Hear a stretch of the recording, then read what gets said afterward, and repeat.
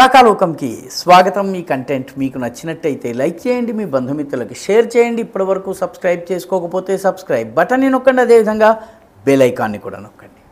మిత్రులారా, పహల్గాం ఉగ్రదాడి తరువాత భారతదేశము ప్రతిస్పందించిన తీరు, ఆ 5 రోజుల పాటు జరిగినటువంటి యుద్ధం కాని యుద్ధము, ఈ యుద్ధంలో పాకిస్తాన్ పూర్తిగా పాదాక్రాంతం కావడం, దీనికి సంబంధించి ఇప్పటికీ కూడాను భూకంపం వచ్చిన తర్వాత ఆఫ్టర్ షాక్స్ వచ్చినట్టుగా అటు పాకిస్తాన్లో, ఇటు చైనాలో, అటు అమెరికాలో చర్చోపచర్చలు జరుగుతున్నాయి. ఎందుకంటే భారతదేశము కొట్టింది కేవలము పాకిస్తాన్ని మాత్రమే కాదు, చైనాకి సంబంధించిన వెపన్ సిస్టమ్స్ని కొట్టింది, చైనాకు సంబంధించినటువంటి ఎయిర్ డిఫెన్స్ సిస్టమ్స్ని కొట్టింది, వాళ్ళ యుద్ధ విమానాల్ని కొట్టింది, బాంబర్స్ని కొట్టడం జరిగింది. దీనితో చైనా ఆయుధాలను పరోక్షంగా భారతదేశము దెబ్బ కొట్టినట్టయింది. కాబట్టి చైనాకి కూడాను పహల్గాం, ఆ తర్వాత 5-6 రోజుల పాటు జరిగినటువంటి యుద్ధము, దీనిపైన చర్చలు చాలా తీవ్రంగా జరుగుతున్నాయి. మరొక దేశంలో కూడాను చాలా పెద్ద ఎత్తున చర్చలు జరుగుతున్నాయి, అది అమెరికా.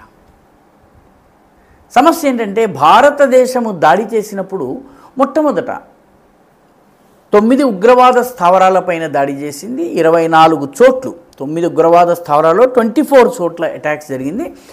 ఈ అటాక్కి ప్రతిస్పందిస్తూ పాకిస్తాన్ భారత్ను బెదిరించేందుకు వైమానిక దాడులు, మిసైల్ దాడులు, డ్రోన్ దాడులు చేసేందుకు ప్రయత్నించింది. ఈ ప్రయత్నంలో పాకిస్తాన్కి సంబంధించినటువంటి డ్రోన్ సిస్టమ్స్, దానికి సంబంధించినటువంటి ప్రయోగించేటటువంటి సంచాలన వ్యవస్థ, అదేవిధంగా వాళ్ళ మిసైళ్ళ ప్రయోగించేటటువంటి వ్యవస్థ, శత్రు విమానాలని కానీ మిసైళ్లను కానీ గుర్తించేటటువంటి ఎయిర్ డిఫెన్స్ వ్యవస్థ పూర్తిగా ధ్వంసమైపోయినాయి. పాకిస్తాన్కి సంబంధించిన రేడార్ల వ్యవస్థ కూడా పూర్తిగా ధ్వంసమైంది. ఒక 6 ఫైటర్ జెట్స్ ధ్వంసమై, అందులో మిరాజెస్ ఉన్నాయి, F-16s ఉన్నాయి, J-17s ఉన్నాయి, J-17 థండర్ ఉన్నాయి. ఇవన్నీ కూడా డ్రోన్స్ కూడా ధ్వంసమైనాయి. అదేవిధంగా 2 అవాక్స్ కూడా ధ్వంసమైనాయి.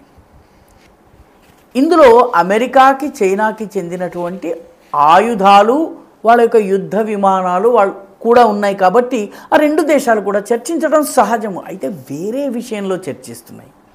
అదేంటంటే, కాల్పుల విరమణ జరిగిన తరువాత, కాల్పులలో ఒక పాజ్ భారతదేశం ఇచ్చింది, ఒక తాత్కాలిక విరామం భారతదేశం ఇచ్చింది.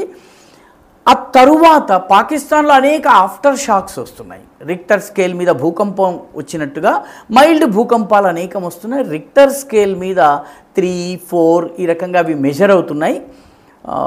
వాటి తీవ్రతను మెజర్ చేయటం జరుగుతుంది. ఇవన్నీ కూడాను పాకిస్తాన్లో ఉన్నటువంటి కీలక పరమాణు ఆయుధ వ్యవస్థలు ఏవైతే ఉన్నాయో అవి ఒక్కొక్కటిగా నష్టమవుతున్నవి, ధ్వంసమవుతున్నాయి, ఉపయోగం లేకుండా పోవడం వల్ల, లేదా కొన్నిటిని అక్కడి నుంచి తరలించేందుకు ప్రయత్నం జరగడం వల్ల ఇది జరుగుతోందని చెప్పి అంటున్నారు.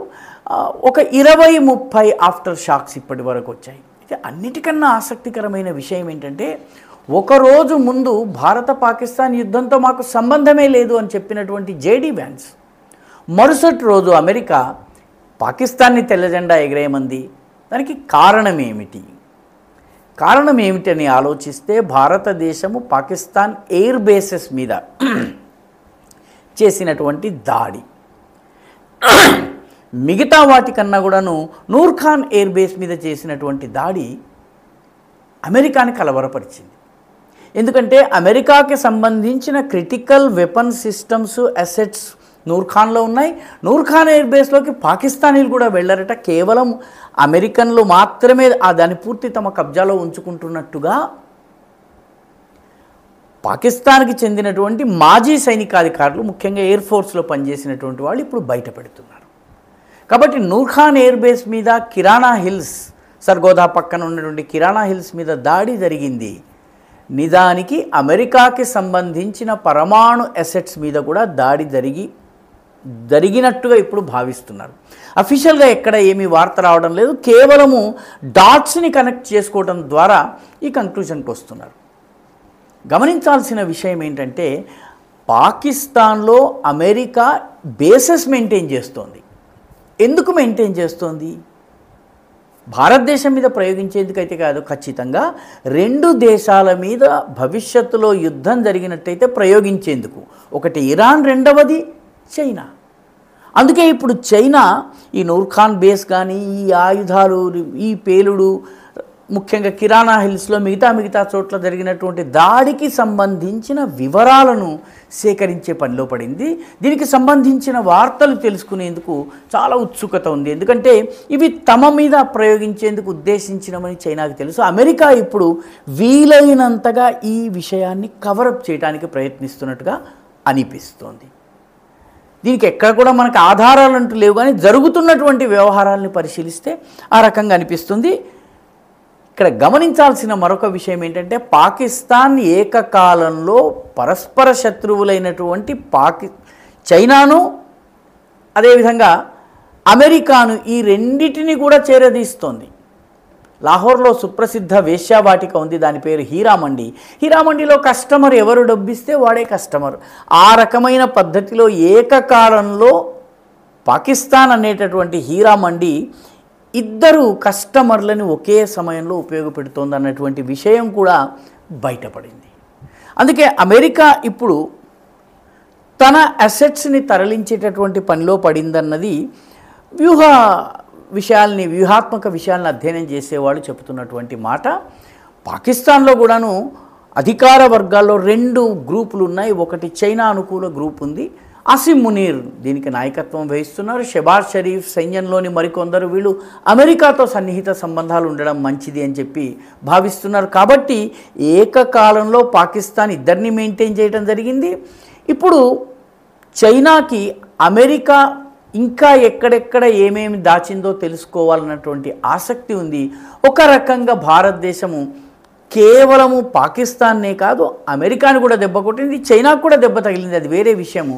కానీ అమెరికాకి చాలా పెద్ద దెబ్బ తగిలింది. అందుకే అమెరికా నుంచి భారత వ్యతిరేక స్టేట్మెంట్స్ హఠాత్తుగా పెరిగాయి. యుద్ధ ప్రారంభ సమయంలో మాట్లాడని అమెరికా ఈరోజు పాకిస్తాన్కి అనుకూలంగా మాట్లాడటము, ఐఎంఎఫ్ లోన్స్ ఇప్పించటము, ప్రపంచ ఆర్థిక సంస్థల నుంచి సహాయం అందించటము, ఇదంతా చేయడం వెనుక నూర్ఖాన్ ఎయిర్ బేస్ మీద జరిగినటువంటి దాడి ఉంది. అమెరికా తత్తరపాటులో ఉంది, బెంబేలెత్తి ఉంది. కేవలం పాకిస్తాన్ మాత్రమే దెబ్బతినలేదు, అమెరికాకు కూడా దెబ్బ తగిలింది. ఇది వ్యూహాత్మక విషయాలను అధ్యయనం చేసే వాళ్ళ యొక్క దాదాపు ఏకాభిప్రాయంగా ఇదే మాట చెప్తున్నారు. ఈ వీడియో మీకు నచ్చినట్టయితే లైక్ చేయండి, షేర్ చేయండి, ఈ ఛానల్కు సబ్స్క్రైబ్ చేయండి. మీ అభిప్రాయాన్ని కమెంట్ల రూపంలో తప్పనిసరిగా పంపించండి.